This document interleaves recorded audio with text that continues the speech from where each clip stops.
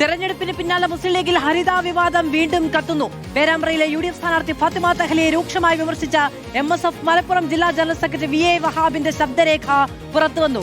മാപ്പെഴുതി നൽകി പാർട്ടിയിൽ തിരികെ എത്തിയ ഫാത്തിമയും നജുമയും തെരഞ്ഞെടുപ്പ് പ്രചാരണ രംഗത്ത് PK നവാസിനെ വേട്ടയാടിയെന്ന് VA വഹാബ് ആരോപിച്ചു.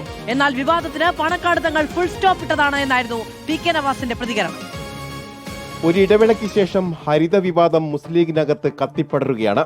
ഹരിത നേതാക്കളായ ഫാത്തിമ തഹ്ലിയ, മുഫീദ തുടങ്ങിയവർക്കെതിരെ MSF മലപ്പുറം ജില്ലാ സെക്രട്ടറി രൂക്ഷ വിമർശനം ഉന്നയിച്ചു. ഔദ്യോഗിക വാട്സ്ആപ്പ് ഗ്രൂപ്പിൽ പങ്കുവച്ച ഓഡിയോ സന്ദേശം പുറത്തുവന്നു. മാപ്പെഴുതി പാർട്ടിയിൽ തിരികെ എത്തിയവർ PK നവാസിനെ തെരഞ്ഞെടുപ്പ് പ്രചാരണ രംഗത്ത് വേട്ടയാടിയെന്നാണ് വിമർശനം.